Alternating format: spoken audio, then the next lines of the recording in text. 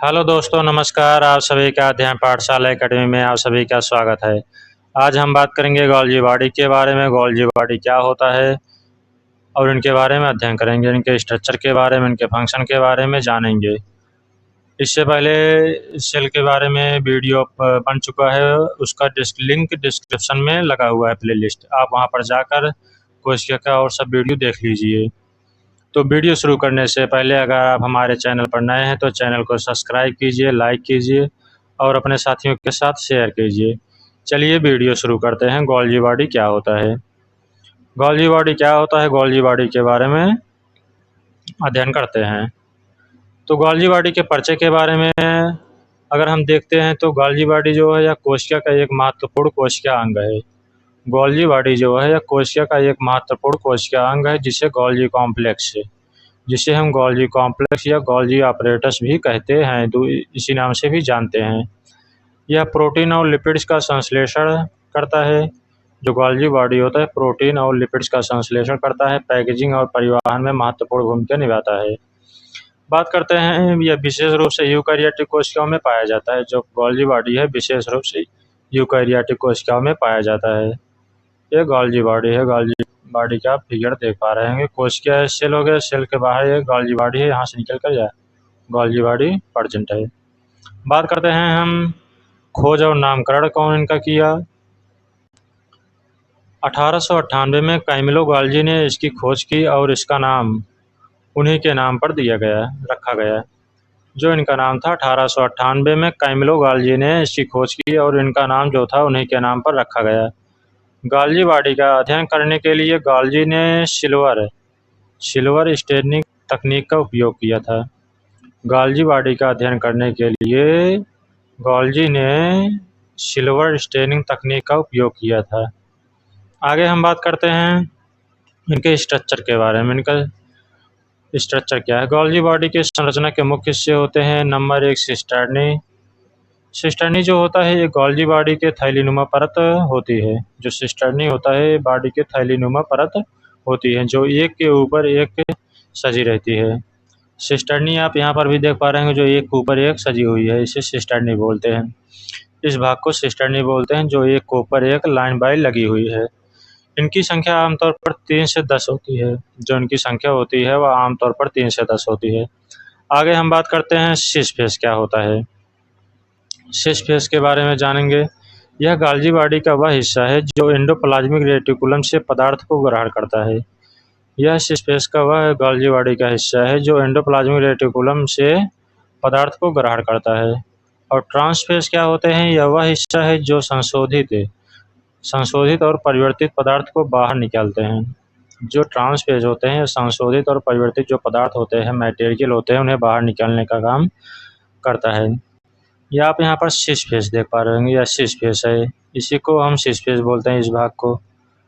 और ट्रांसफेज यहाँ पर आप देख पा रहे होंगे, इस कोने पर है, ट्रांसफेज है।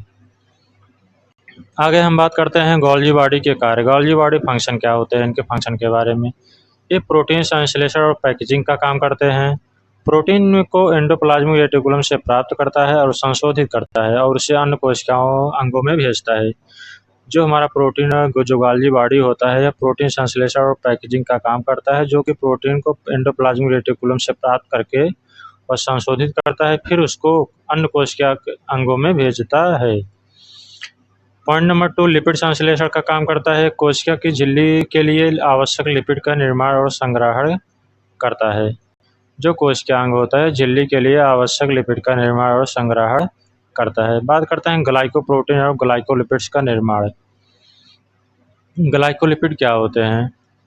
ग्लाइकोप्रोटीन और ग्लाइकोलिपिड्स बनाने के लिए कार्बोहाइड्रेट को प्रोटीन से लिपिड की आवश्यकता है। जो ग्लाइकोप्रोटीन और ग्लाइकोलिपिड्स बनाने के लिए इन्हें कार्बोहाइड्रेट और प्रोटीन को लिपिड को जोड़ता है। जो कार्बोहाइड्रेट होते हैं प्रोटीन और लिपिड को जोड़ता है आपस में। आगे हम बात करते हैं प्रोटीन संश्लेषण में प्रक्रिया। प्रोटीन संश्लेषण की प्रक्रिया में क्या महत्वपूर्ण भूमिका है? सिंथेसिस करता है, संश्लेषण। प्रोटीन के रफ एंडोप्लाज्मिक रेटिकुलम पर संश्लेषित किया जाता है। जो प्रोटीन होते हैं उन्हें रफ एंडोप्लाज्मिक रेटिकुलम पर संश्लेषित किया जाता है। इन्हें मॉडिफिकेशन किया जाता है। प्रोटीन में ग्लाइकोसाइलेशन और फास्फोरिलेशन जैसी प्रक्रियाओं के द्वारा गोल्जी में संशोधन किया जाता है। जो हमारी प्रोटीन होती है उसे ग्लाइकोसाइलेशन और फास्फोरिलेशन जैसी प्रक्रियाओं के द्वारा गोल्जी में संशोधन किया जाता है। आगे हम बात करते हैं पैकेजिंग और परिवहन क्या होता है इनको। पैकेजिंग एंड ट्रांसपोर्टिंग सिस्टम क्या है। प्रोटीन को वेसिकल्स में पैक किया जाता है और गंतव्य स्थान पर भेजा जाता है। जो प्रोटीन होते हैं उन्हें वेसिकल्स में पैक करके गंतव्य स्थान पर उनके पहुंचाया जाता है। यह प्रोटीन का संश्लेषण, पैकेजिंग और परिवहन का काम होता है। आगे हम बात करते हैं कोशिका झिल्ली का निर्माण। कोशिका झिल्ली का निर्माण कैसे होता है। गाल्जी बॉडी झिल्ली के लिए आवश्यक फास्फोलिपिड और कोलेस्ट्रॉल का निर्माण होता है। जो हमारे बॉडी में गाल्जी बॉडी झिल्ली के लिए आवश्यक फास्फोलिपिड और कोलेस्ट्रॉल का निर्माण होता है। पॉइंट नंबर 2 में कहा गया है कि कोशिका की झिल्ली को संशोधित करने और उसे पुनर्निर्मित करने में गाल्जी बॉडी की महत्वपूर्ण भूमिका निभाती है। जो कोशिका की झिल्ली और संशोधित करने में जो कोशिका की झिल्ली होती है जो संशोधित करने में, पुनर्निर्मित करने में गाल्जी बॉडी की महत्वपूर्ण भूमिका होती है उसमें। लाइसोसोम का निर्माण, फॉर्मेशन ऑफ लाइसोसोम। लाइसोसोम बनाने के लिए आवश्यक एंजाइम्स का उत्पादन और पैकेजिंग करती है। जो लाइसोसोम को बनाने के लिए एंजाइम्स का उत्पादन और पैकेजिंग करती है। अगर लाइसोसोम गाल्जी बॉडी का काम होता है लाइसोसोम बनाने के लिए यह एंजाइम्स का उत्पादन और पैकेजिंग करती है। इसमें कहा गया है कि लाइसोसोम को एंजाइम से भरकर कोशिका के अवशिष्ट पदार्थों को, जो कोशिका होते हैं उनके अवशिष्ट पदार्थों को तोड़ने और उन्हें पुनर्चक्रण के लिए तैयार करने में मदद करना में सहायता करते हैं, तैयार करने में हेल्प करते हैं।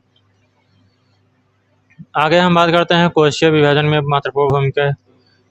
जो गाल्जी बॉडी होती है वह सेल डिवीजन में इनके विभाजन करने में महत्वपूर्ण भूमिका निभाती है। कोशिका विभाजन के दौरान गाल्जी बॉडी प्लाज्मा मेम्ब्रेन की मरम्मत कर और नव निर्माण में सहयोग करती हैं। जो गाल्जी बॉडी होती है वह कोशिका के विभाजन के दौरान वो गाल्जी बॉडी जो होती है प्लाज्मा मेम्ब्रेन की मरम्मत करती हैं, उसके बाद नव निर्माण में सहयोग देती हैं। अंत में कोशिकीय जो संचार को बनाए रखने में भी सहायता करती हैं। जो कोशिकीय संचार होती है उनको भी बनाए रखने में यह मदद करती हैं। इनके अदर फंक्शन के बारे में बात करते हैं। एंजाइम्स और हार्मोन्स का संग्रहण।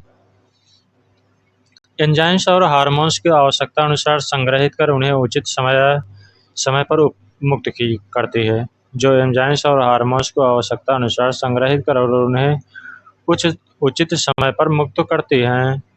कोशिका संकेत और सेल सिग्नलिंग। क्या कोशिका संकेत और सेल सिग्नलिंग क्या होते हैं। कोशिका संकेतन में भी इसका योगदान है। क्या जो कोशिका संकेत देता है, कोशिका संकेतन में भी इसका महत्वपूर्ण योगदान है, जो विभिन्न जैविक प्रक्रिया में मदद करता है। जो जैविक प्रक्रियाएं होती है उनमें मदद करने का काम करती हैं। अपशिष्ट पदार्थों में निष्कासन। जो अपशिष्ट पदार्थ होते हैं उनका निष्कासन करने में भी इनकी महत्वपूर्ण भूमिका होती है।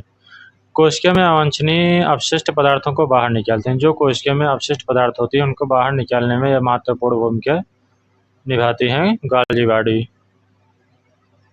आगे हम बात करते हैं गाल्जी बॉडी का महत्व क्या होता है। गाल्जी बॉडी का महत्व, यह कोशिका के स्वास्थ्य को बनाए रखने में महत्वपूर्ण भूमिका निभाती है, क्योंकि यह प्रोटीन और लिपिड्स का वितरण और संश्लेषण में मदद करती हैं।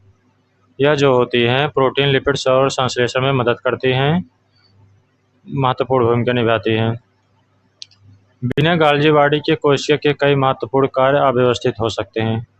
जो गाल्जी बॉडी है वह कोशिका के कई महत्वपूर्ण अंग ऐसे हैं जो कि बिना गाल्जी बॉडी के वह अव्यवस्थित हो जाएंगे। कोशिका के कार्यप्रणाली को प्रभावित भी कर सकते। जो कोशिका की कार्यप्रणाली है, उनके कार्य करने की नियमित प्रक्रिया है, उसको भी ये प्रभावित कर सकती है। आगे हम बात करते हैं। तो दोस्तों वीडियो यहीं पर समाप्त होता है। आप सबको वीडियो कैसा लगा कमेंट में ज़रूर बताइएगा। और हमारे चैनल पर अगर आप नए विजिट किए हैं तो चैनल को कृपया करके सब्सक्राइब कर लीजिए, लाइक कर लीजिए और अपने साथियों के साथ शेयर कर लीजिए। और आपको यहाँ पर इस चैनल पर यूपी बोर्ड की तैयारी कराई जाएगी, हाई स्कूल, इंटर और या एनसीईआरटी के माध्यम से पूरी तैयारी कराई जाएगी। आप सब चैनल को सब्सक्राइब कर लीजिए। तब तक के लिए धन्यवाद। मिलते हैं किसी नए टॉपिक के साथ।